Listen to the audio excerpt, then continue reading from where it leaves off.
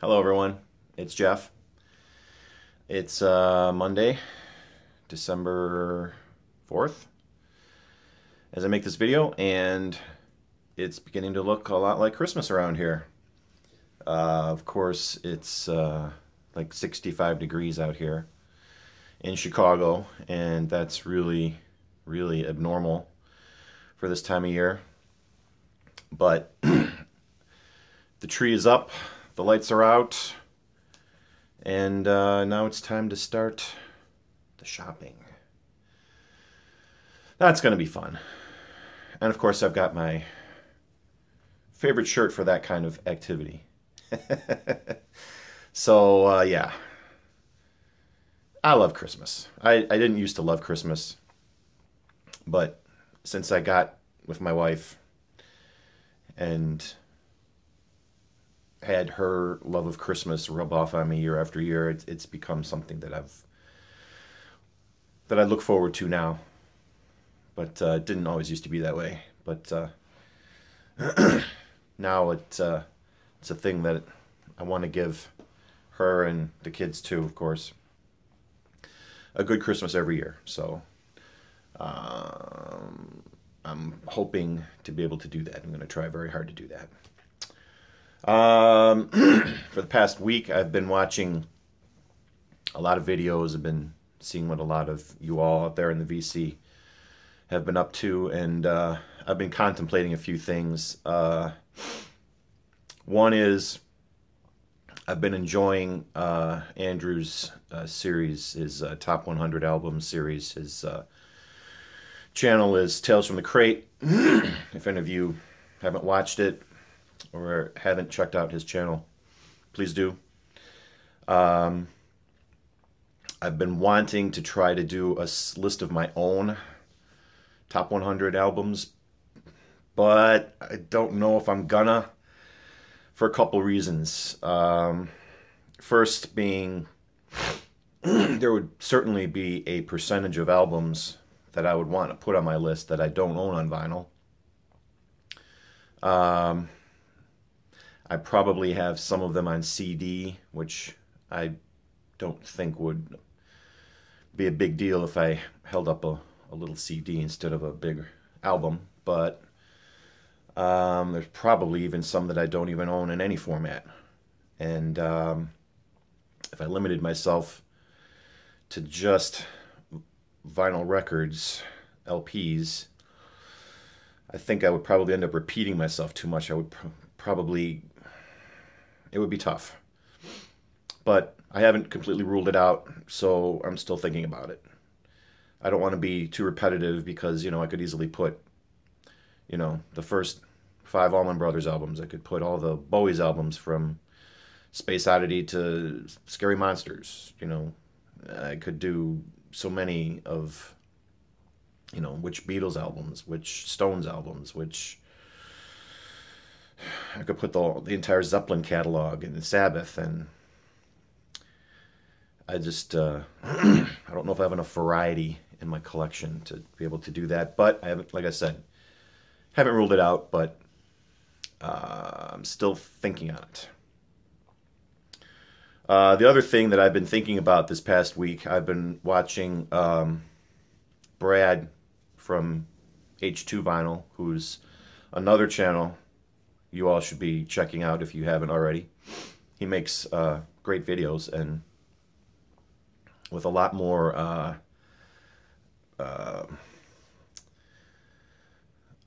what's the word I'm looking for? They're a lot fancier than mine. There's production value. That's it. He puts a little more production value in his videos compared to me, which is just setting a camera on a block of wood and pressing play, record.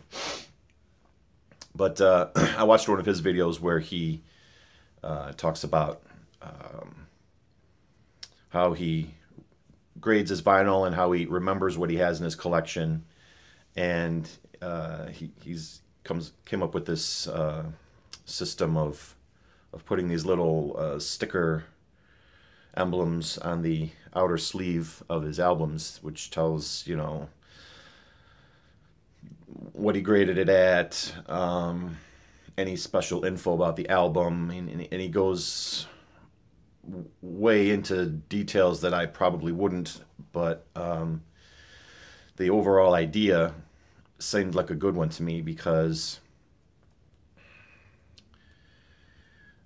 my collection is getting to the point where I'm starting to not forget what I have, but what, like, I definitely have placeholder copies of albums in my collection, ones that could stand a better copy upgrade. I haven't quite gotten to that point where I'm buying, you know, better condition albums of what I already own, but it could be heading that way. You never know. And just remembering what I have and being able to get to it, because sometimes there's only so much information that could fit inside this head of mine, and having I guess kind of a database of what I've got appeals to me. It appeals to that OCD side of me, and that detail-oriented big project thing that takes over my brain every so often.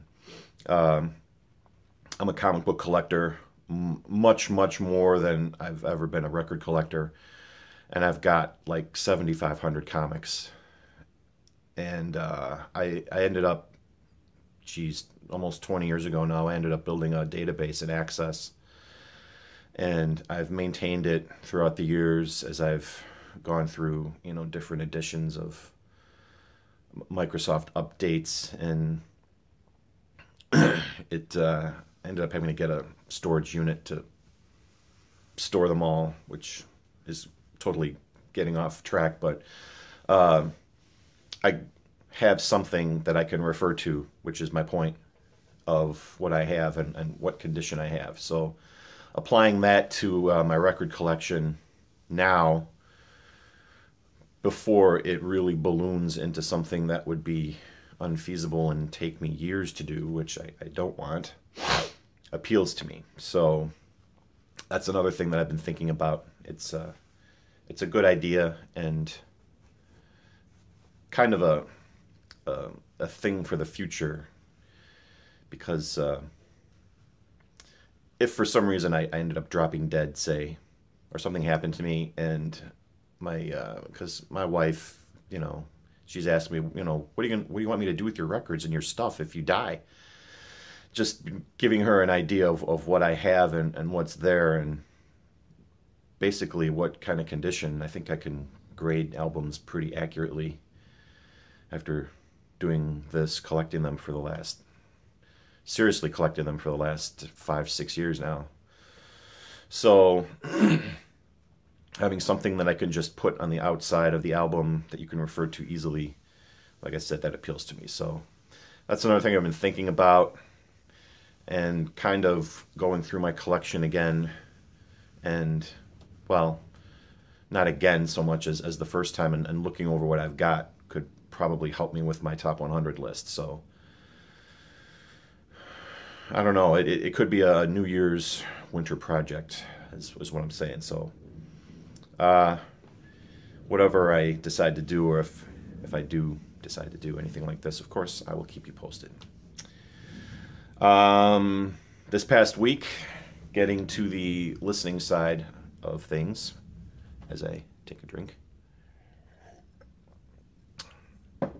I've got a couple albums, and I've got a couple albums on the acquisition side, so let's jump right to it.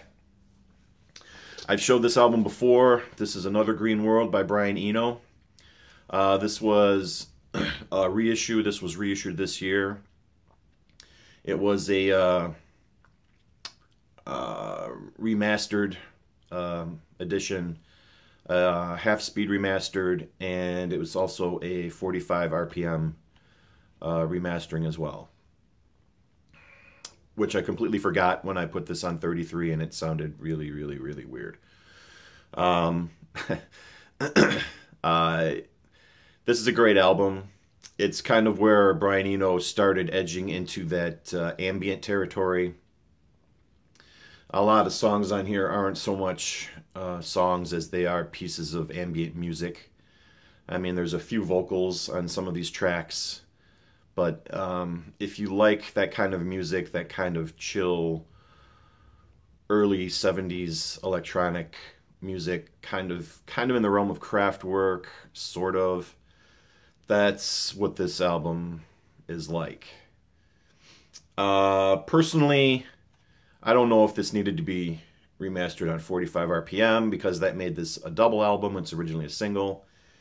And it felt like I was flipping albums over every 10 or 15 minutes. The sound quality is great. I mean, compared to the copy that I used to have access to. But yeah, this I have another Eno album that I bought recently that I'll probably be listening to soon. But on my new system, this sounds pretty stellar. I've always liked Brian Eno. Another one. This is pretty much. Don't really know what else to say about this. Are You Experienced by Jimi Hendrix? I don't really know what to say about this album. I used to own this on cassette. I haven't played this all the way through or listened to this all the way through for probably 20, 25 years. Going back to the 80s when I originally bought this on cassette, like I said. I don't own any of my cassettes anymore. I'm kind of enjoying watching people include cassettes in some of their videos, which is very nostalgic for me. This is just the back. This particular copy is a reissue from the 80s, from 1986. It's like brand new. It sounds great. And everything that's probably been said about this album's already been said. The only thing I try to do when I listen to albums like this is a 50-year-old album now, is I try to put it in context of what else was out there at the time. You know, you think in 1967, listening to this was probably way more exciting and explosive than it is now. I mean, you know, Purple Haze, among some of the other classic tracks on here, have been played to death on classic rock radio. But taken as a whole and listening to everything all in a row, I try to put myself back in that time, even though I wasn't alive when this album came out. But I try to imagine what it was like when this was a current album, and how much of a change was about to come, partly because of him and his band and his astonishing abilities on playing guitar. So, and I have several Hendrix albums to come in my staging area, which you'll be seeing, because I'm trying to work through a lot of the older albums that I've owned for a longer time, and I'm trying to kind of rotate the stocks, as you will. Another one that I have a lot of albums that you'll be seeing in future videos is Neil Young. And I listened to this album called Time Fades Away. This was one of those albums that came out. This album came out, I believe, after Harvest. Here's the back cover. And for whatever reason, it flopped. I don't think... I honestly didn't even know this album existed until, I don't know, probably about 10 years ago. Because it went without a reissue for decades. In fact, I don't think it got reissued on vinyl until Neil started doing that reissue series of everything. But this is a live album. All the songs were new material, but it was recorded in a live setting. And again, trying to put this into context with the time period and what came out, you figure this album came out after Harvest, which is a Stone classic album. Before that was, After the Gold Rush, another Stone classic. Before that, Everybody Knows This Is Nowhere, which is another Stone classic. I'm not really counting the Journey Through the Past soundtrack in that run of albums, but that still had some good stuff on it. And compared to those albums, this one is just okay. I mean, I liked side 2 a little bit better than side 1. Don't Be Denied, The Bridge, and Last Dance were the songs on side 2, and those kind of had the Shaggy Dog stomp, as I like to call, you know, live Neil, and that type of sound that he had both with and without Crazy Horse. Like you know, these songs are okay, but I could easily see this as being something of a letdown for Neil Young fans at the time. And but a just okay album by Neil Young is way better than so many other bands and artists' best effort. That, you know, it still didn't deserve to not be reissued all this time, but it is something of a step down from a lot of his previous work at the time. I think this came out in '73. So yeah, from here, Neil was about to get very interesting in his career. He was starting to go into what he called the Ditch Trilogy. And I have On the Beach. Actually, I think I have the Ditch Trilogy. I know I played On the Beach recently, but Tonight's the Night is the next album that I have in my staging area that I'll probably be listening to. You'll probably see that sooner than later, but take it for what it is. This is a good album, not a great album, but almost any Neil Young album has good stuff on it, so there's that.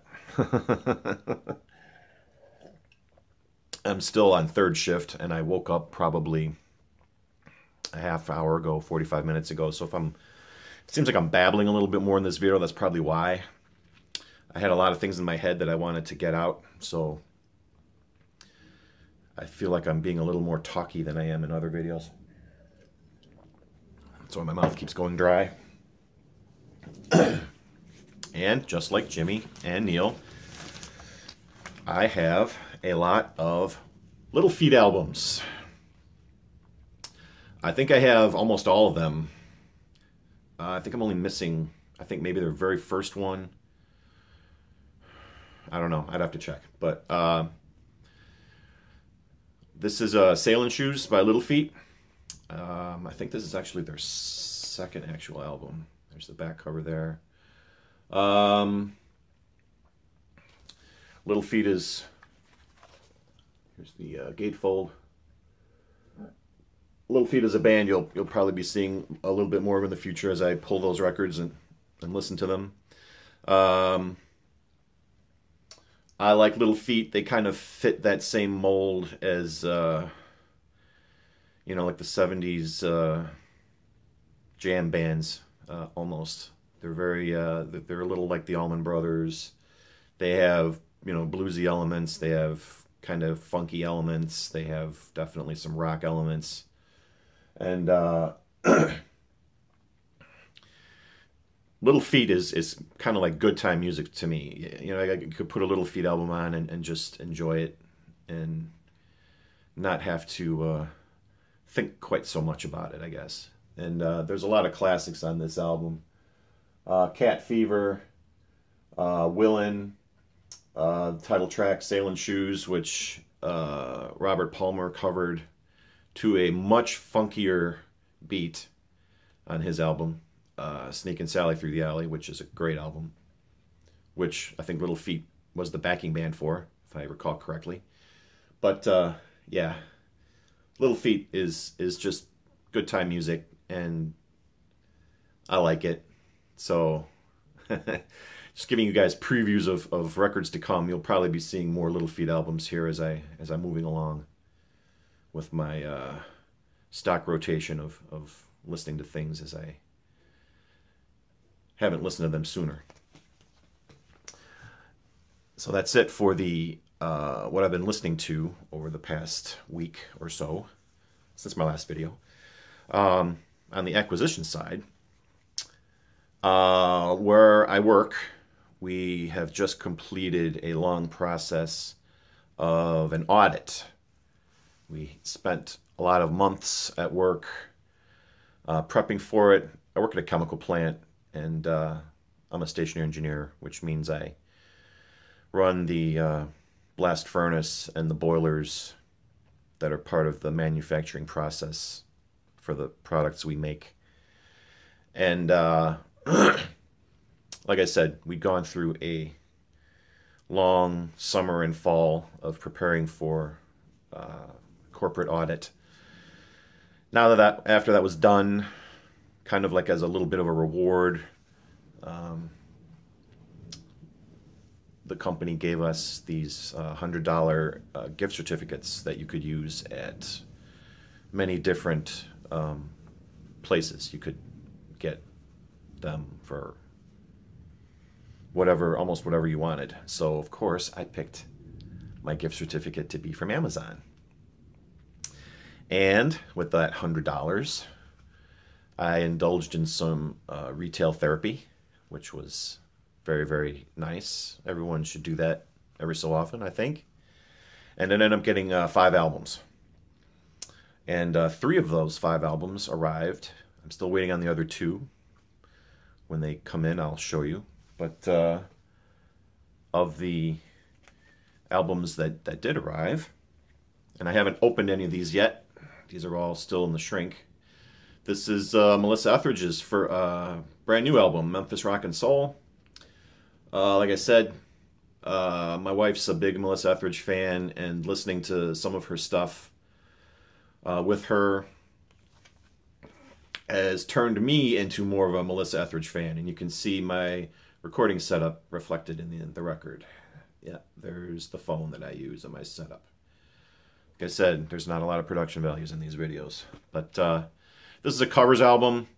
It covers, like it says in the title, Memphis rock and soul music. Respect Yourself is on this one. Hold On, I'm Coming.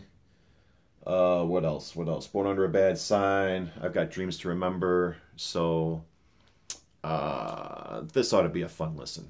So this was the first of the 5 albums. The second one is one that I pretty much just wanted to have in my collection. I got this also from my wife because she's a much bigger Pearl Jam fan than me, but this is 10. And I like Pearl Jam too, no doubt about it, but having this album, it's a back cover, is lots of reflection here. Having this in my collection is just something that I would like to have. So I was able to find it, and I got it because I like Pearl Jam too. And the third of the 3 that came in was an album that I heard about earlier this year, and heard a lot of good stuff about it, a lot of good reviews, and the samples that I tried out online kind of goes. I'll go along with that opinion. I'm looking forward to listening to this one in full. It's the new Styx album called The Mission, and just the idea. I don't know if you can see the back cover here. I'll just cover up the phone here. You can see the back cover. Just having a Styx album in 2017 that's a concept album that is got good reviews and actually sounds really good just makes me happy.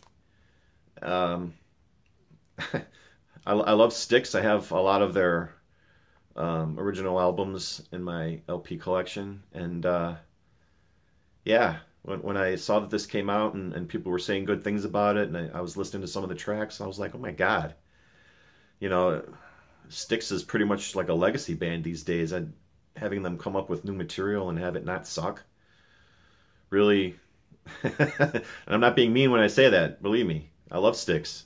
So having this album makes me happy. So I can't wait to listen to it. And there you have it.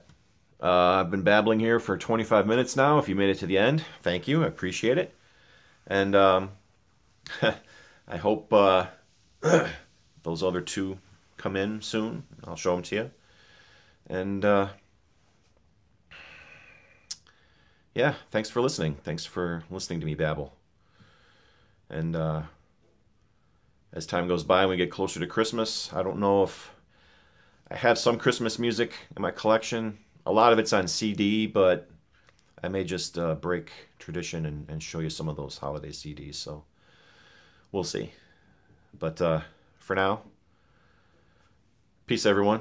Thanks for liking, commenting, subscribing, and I will talk to you soon. Take care.